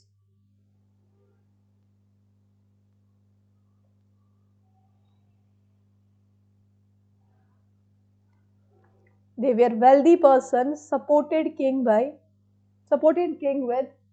money and knights। Initially तो यही प्रोवाइड करते थे।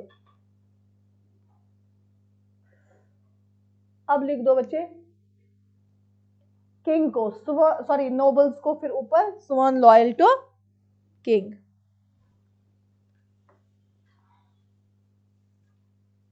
No doubt it was the absolute authority over their king, but कहीं ना कहीं जो है वो सिंगल सेंट्रलाइज्ड पावर नहीं था। अब लिखो वाई फ्यूडलिज्म, इसी के साथ वाई फ्यूडलिज्म डेवलप्ड। नीचे समझ आया हायरार्कियल सिस्टम कैसे था?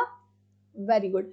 नाउ वाई फ्यूडलिज्म डेवलप्ड, लिखो feudalism developed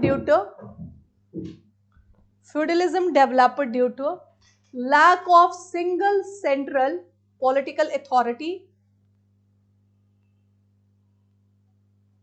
Feudalism developed due to lack of single central political authority in Western Europe, as it has disintegrated,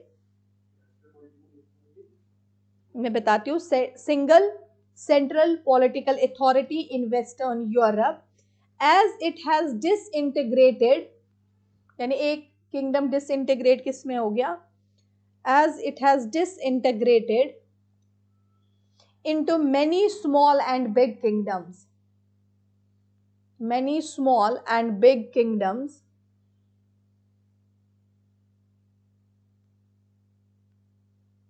full stop. In such system the feudal lords become more powerful.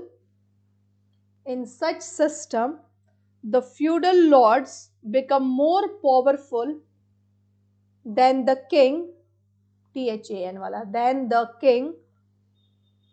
In such system the feudal lords become more powerful than the king and controls the affairs of the society.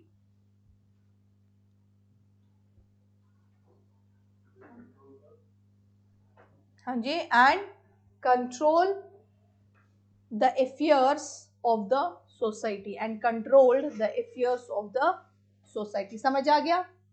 That means जो वो था वो de facto ruler बेचारा, कश्मीरी में उसको कहते हैं lower दस्तार, यानी लकड़ी पे आप टर्बन लगा दो वो किंग है। ठीक है ना। अब आ जाओ बच्चे कॉजेज। अच्छा ऐसे लिख दो पहले, हाँ कॉजेज में दो। इन 14th century feudalism declined and there were various reasons for it.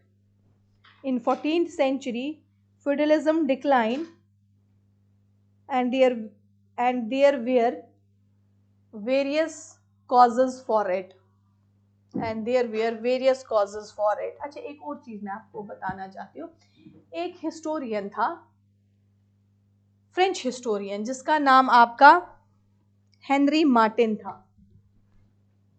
May be अच्छा लगेगा अगर आप एक्स्ट्रा पॉइंट उसमें ऐड करोगे, दैट इज हेनरी मार्टिन। कौन सा हिस्टोरियन है बच्चे? बेसिकली ये फ्रेंच हिस्टोरियन है। इसने बोला था फ्यूडलिज्म ने एक किस्म से अपने bosom is basically the area that is the chest, उसने अपने बॉसम पे फ्यूडलिज्म की वजह से, फ्यूडलिज्म ने खुद ही अपने चेस्ट पे है एक किस्म से वेपन रखा था, एंड जिसकी वजह से इसने एक दिन जो है वो डिस्ट्रॉय खुद से होना ही होना था। आप समझ गए? बेसिकली ये फ्यूडलिज्म को ही बेसिकली क्या कह रहा है कि फ्यूडलिज्म जो है that has basically concealed the weapon on it's bosom with which it would B one day itself destroyed. ठीक है, सो लिख दो इसका, पहले लिख दो आप social inequality. Social inequality,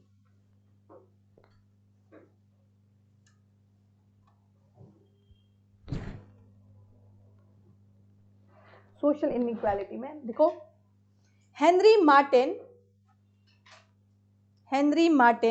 has observed feudalism concealed in its bosom, BOSOM, has concealed in its bosom the weapon,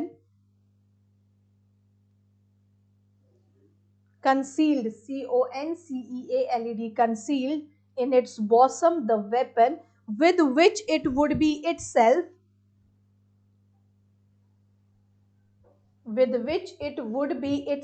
one day destroyed।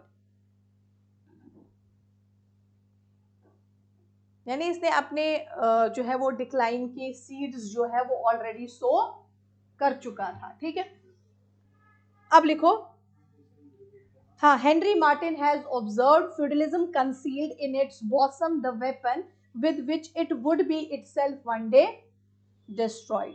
सो अब लिखो, इसी में in a course of time the feudal lords challenged the authority of king. In a course of time, the feudal lords challenged the authority of king, and this results that king supported middle class and free men,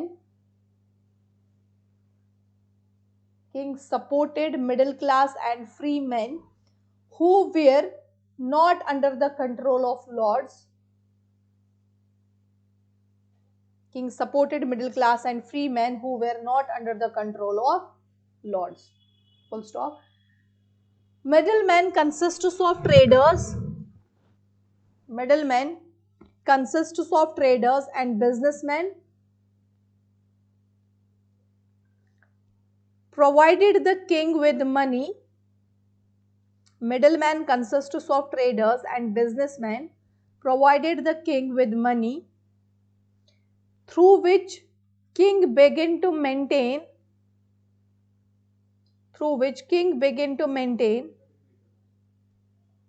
Middlemen consists of traders and businessmen, provided the king with money, through which kings began to maintain independent army,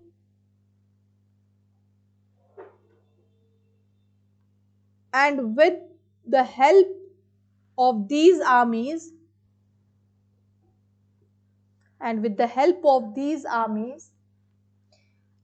king suppressed the lords, yani feudal lords. With the help of these armies, king suppressed the lords who raised the banner of revolt against king. King suppressed the lords who raised the banner of revolt against king. Now second लिखो बच्चे, growth of trade and commerce.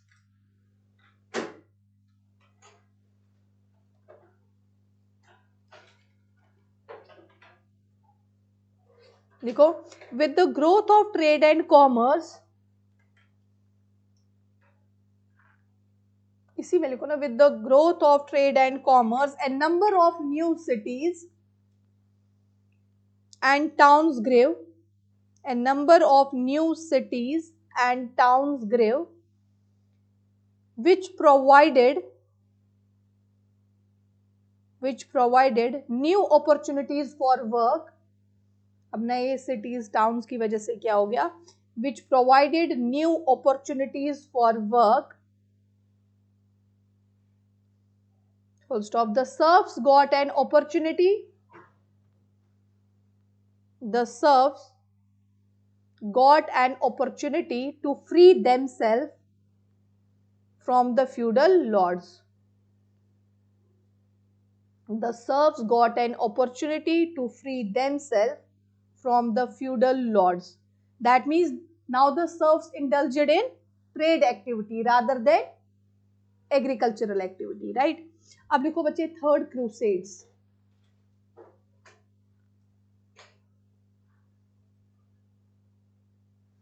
Crusades को मैंने बच्चे आपने crusades को यहाँ पे define नहीं करना है कि भाई क्रूसेड्स क्या होते हैं, क्योंकि ऑब्वियस सी बात है आप तो डिक्लाइन का कारण बता रहे हो, बट कहीं पे साइड पे लिखो क्रूसेड्स क्या है, कहीं पे लिख देना, बट ये उस टाइम पे मेंशन उसमें नहीं करना, राम कहानी पूरा लिखना स्टार्ट करो वो नहीं करना है, सिर्फ कहीं पे लिखो क्रूसेड्स क्या है. क्रूसेड्स वेयर एक्चुअली क्या, they were holy wars.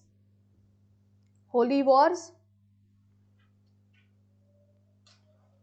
Bracket में लिखो कब से कब तक, at the end of 11th to the end of 13th century. जो आपकी होली वॉर्स कहां से कब तक, at the end of 11th to the end of 13th century, between Christians and Muslim Seljuk Turks, यानी Ottoman Empire, between Christians and Muslim Seljuk, SELJUK, Muslim Seljuk Turks यानी जो Ottoman Empire थे. किसके लिए लगी, in order to recover Jerusalem, in order to recover Jerusalem, in order to recover Jerusalem from Muslim Seljuk Turks से, Jerusalem from Muslim Seljuk Turks.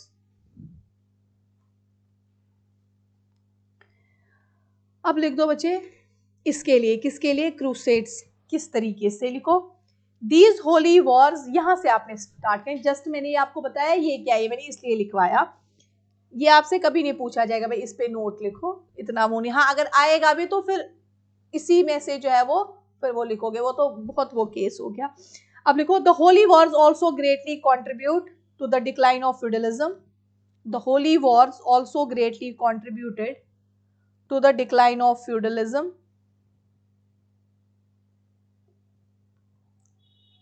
अब a part लिखो, इसमें a point. The European learned the use of gun powder. The Europeans learned the use of gunpowder from the Muslim Seljuk Turks.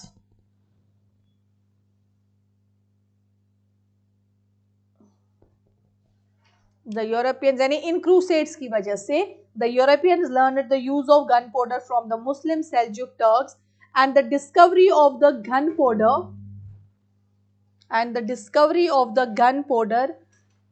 greatly undermined the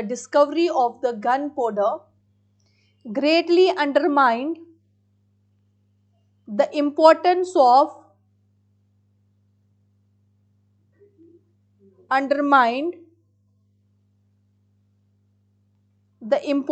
of feudal castles. CASTLES, castles क्या होती है, जो एक building, हाँ किला कह सकते हैं, हाँ feudal castles value value as per power.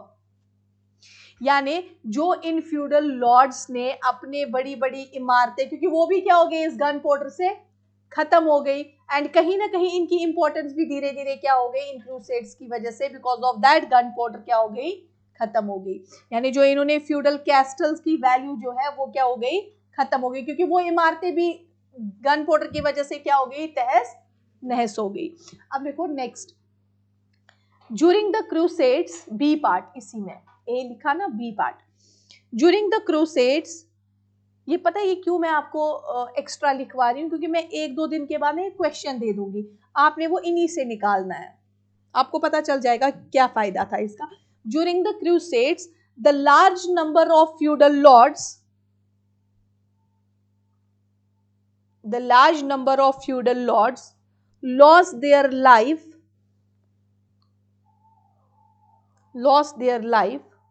which gave a series of setback to feudal system. During crusades the large number of feudal lords lost their life, which gave a severe setback, series नहीं लिखना, which gave a severe jolt लिखो या severe setback to the feudal system.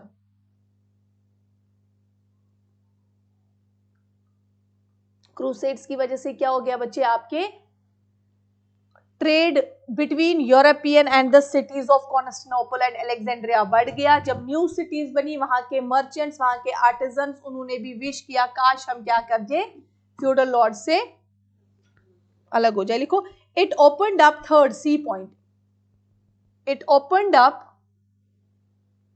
Trade between, क्योंकि देखो यार जब war होगी ना, ऑब्वियस सी बात है उन्होंने खाना पीना, जो फिर उनके आर्म्स एंड एमिनेशंस होंगी, तो उनका भी तो मार्केट एस्टैब्लिश होगा, उनका भी तो ट्रेड होगा, तो उसकी वजह से न्यू सिटीज की एस्टैब्लिश। तो लिखो, it opened up a trade between Europeans and cities of, it opened up the trade between Europeans and the cities of Constantinople,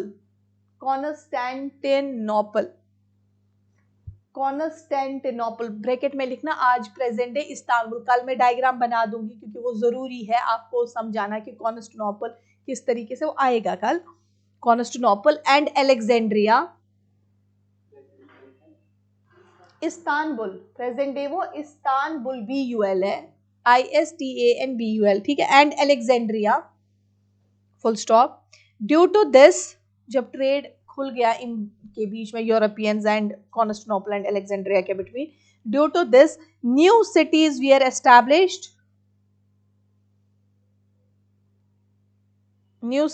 established, full stop. The merchants and the artisans, artisan कौन, जो तलवार बनाएंगे, आपके वो armour बनाएंगे जिससे protection मिल जाएगी, है ना, ट्रॉय मूवी देखना, तो वही तो आर्टिजन या बाकी चीजें, वो क्या करेंगे, the merchants and the artisans residing in these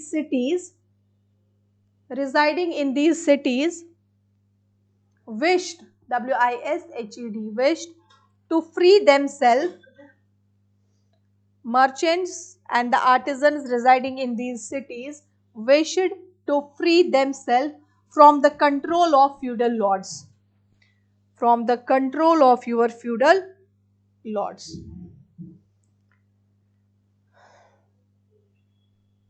अब लिखो बच्चे, 100 years war,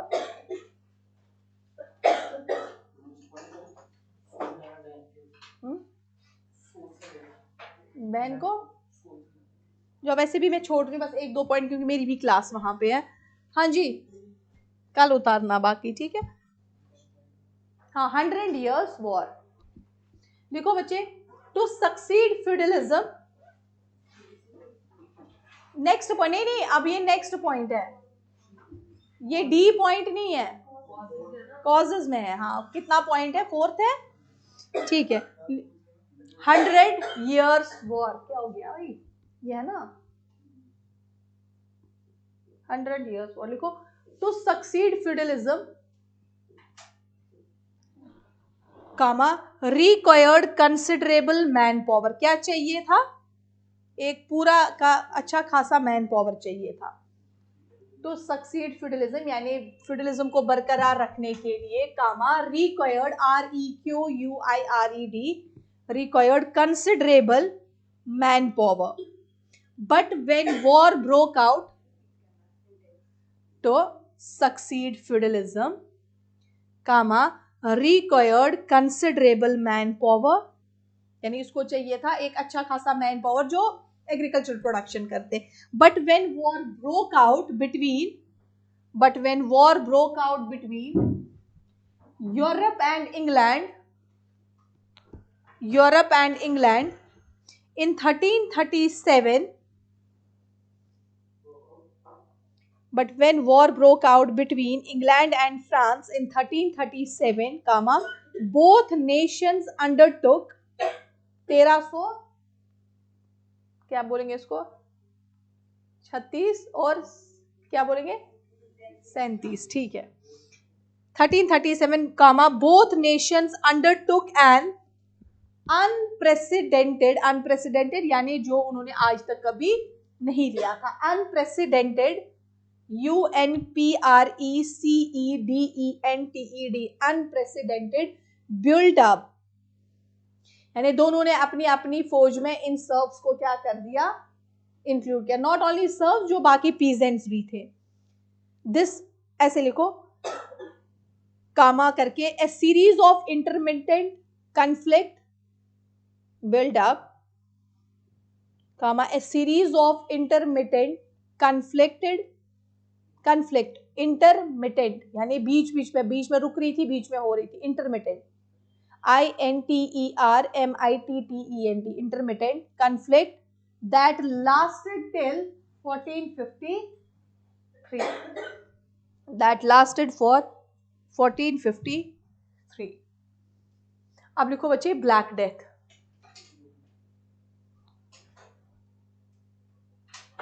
ब्लैक डेथ, इस पॉइंट को लिखवा देती हूँ, देन क्लास ओवर कर देते हैं. देन जो बाकी पॉइंट्स है कल थोड़ा रिवाइज, एंड देन वो पॉइंट्स, देन एक और part.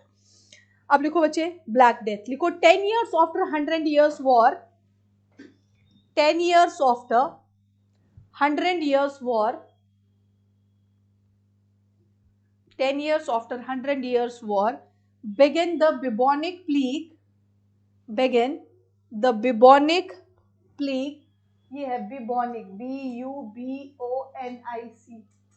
bubonic plague is basically the bacterial infection, या जिसको black death भी कहा जाता है, या bubonic plague भी.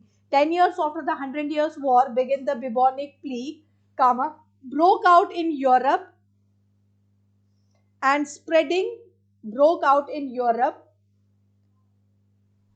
spreading northwards from Italy, यानी इटली से ये स्टार्ट हुआ पूरे यूरोप में. फिर broke out in Europe and spreading northwards from Italy, the bacterial infection known as Black Death, या bubonic plague भी जिसको कहा जाता है, claimed at least Black Death, known as Black Death, claimed at least, कितने इसने क्लेम कर दिए मारने के हिसाब से, claimed at least 1/3 of the Western European population, claimed at least 1/3 of the Western European population. लिखी दो यार. पॉलिटिकल चेंज क्या हो, लिख दो ना, 5 मिनट लगेंगे. Political change,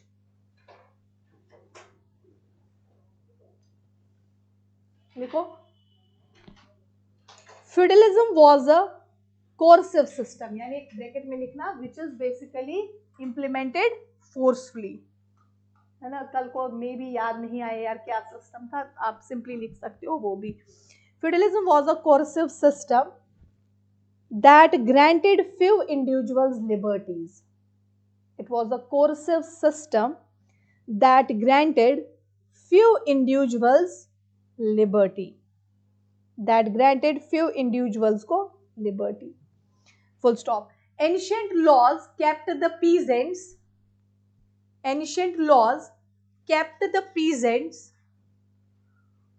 tied to their land. Ancient laws kept the peasants tied to their lands and made them labor compulsory, है ना. उन बेचारों के पास कोई ऑप्शन ही नहीं थे क्योंकि लिबर्टी ही नहीं थी. ancient laws kept the peasants tied, TIED, tied to the lands, making their labor compulsory. next लिखो, but with the passage of time, number first करोगे, with the passage of time, आई वाला part ऐसे याद रहेगा. The concept of individual right, the concept of individual right gained footing, the concept of individual right gained footing, यानी basically individual right का concept कहां पे आया, गेन फुटिंग का मतलब कहां पे आया, specially in England. The concept of individual right gained, G-A-I-N-E-D, gained footing, especially in England. Number second लिखो, the 12th century reform of Henry II, the 12th century reform of Henry II expanded the legal right of a person. The 12th century reform of Henry II expanded the legal right of a person facing trial. एक दो भी याद रखेंगे, बहुत important वो है facing trial. Now next लिखो third. In 1215 king John was forced, king John was forced 1215. देखो जब आप पॉलिटी पढ़ोगे ना, आप मुझे उस टाइम पे याद करना, मैम ने पढ़ाया था किंग जॉन, इसको मैग्ना कार्टा का डॉक्यूमेंट को वो करना पड़. लिखो 1215 king John was forced to approve Magna Carta, Magna Carta MAGNA, Magna Carta. ये मैग्ना कार्टा क्या था, comma a document of common law. In 1215, King John was forced to approve Magna Carta, a document of common law. This gave concept of equality. अब लोग थोड़ी छोड़ेंगे, serves थोड़ी छोड़ेंगे, वो तो बोलेंगे भाई हम क्यों पे करें. This gave concept of equality. ठीक है, अब दो social unrest.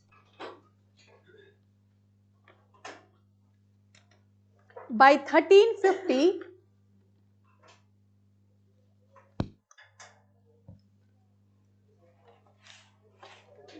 By 1350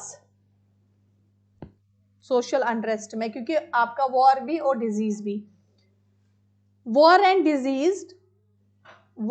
disease had reduced European population, had reduced European population. War and disease had reduced, बोलो बोलो कनेक्ट किया. By 1350, war and disease had reduced European population to the point, या to that extent, या to the point जो भी लिखोगे, that peasant labor इतनी reduce हो गई थी उस point तक, that peasant labor had become quite valuable, that peasant labor had become quite valuable. Full stop. But the condition of serf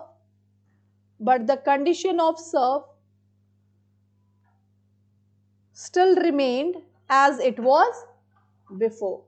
यानी उनकी कंडीशन में कोई सुधार विचारों को नहीं. But the condition of serf still remained as it was before. They were still paid heavily taxes.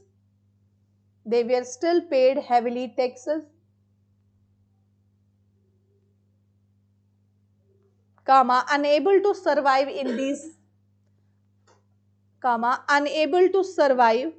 in these circumstances, so they revolted. Unable, जब वो बेचारे unable हो गए to survive in these circumstances, they revolted. समझ आ गया है ना, दोनों चीजों ने खत्म कर दिया था, बट फिर भी उनकी कंडीशन एज इट इज रही.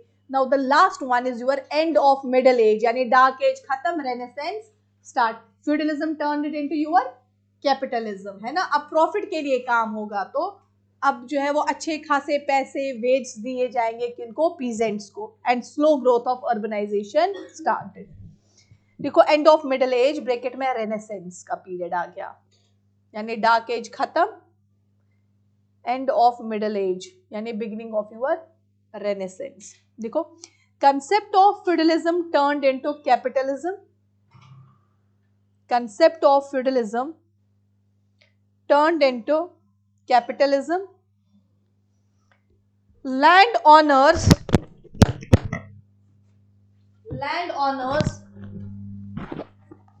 now turned into privatized farming for profit. Landowners now turned to privatized farming for profit. Farming. Privatized,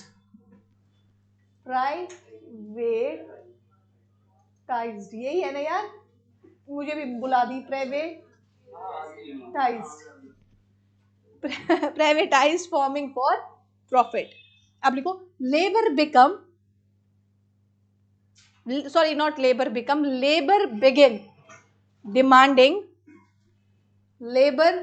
demanding and we are giving better wages and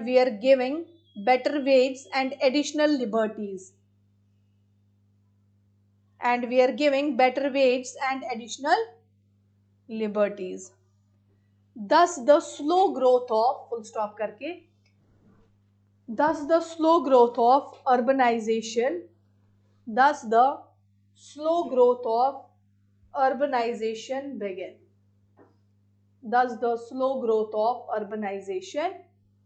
began. ठीक है, यानी कहीं ना कहीं feudalism turned into the capitalism, it is basically the time period of your renaissance, right. यानी जो ही renaissance आ गया तो आपका वो भी क्या हो गया, फ्यूडलिज्म खत्म हो गया। ठीक है, अब देखो, थोड़ा सा आपको वर्ल्ड हिस्ट्री में ये रहेगा, अभी तक जितना भी आप पढ़ते गए हो हिस्ट्री में वो तो ऐसे था, हाँ भाई कहाँ क्या है। अब थोड़ा सा हल्का सा आपका जो है वो सब्जेक्टिव पढ़ना है, एंड सब्जेक्टिव का भी इम्पोर्टेंट क्या होता है, थोड़ा सा आप जो है वो अरेंज करके चीज़ें पढ़ो ताकि ऐसे हैफिजर्ड मैनर में आगे पीछे ना हो जाए तरीके से। थोड़ा टाइम लगेगा बट कुछ दिन जो है हमारा वैसे ही पेस रहेगी आराम से, फिर टाइम जो है हम उसको इंक्रीज कर देंगे। आप बच्चे मुझे बताओ, कोई कंफ्यूजन? पक्का समझ आ गया? इससे पहले पढ़ा था, मतलब आपने अभी तक टच नहीं किया है, कोई मसला नहीं, ये आज पहला दिन है, यहीं से शुरुआत करो। ठीक है, कोई मसला नहीं, इसको देर नहीं करनी होती है कि भाई आगे मैंने पुराना पढ़ा ना, उसके साथ अभी कोई लिंक नहीं, और जब लिंक आती है तो मैं थोड़ा सा वो बताऊंगी। यहाँ पे कुछ वर्ड का कोई लिंक ही नहीं, हमने पहले क्या पढ़ा है। ठीक है, चलिए जी,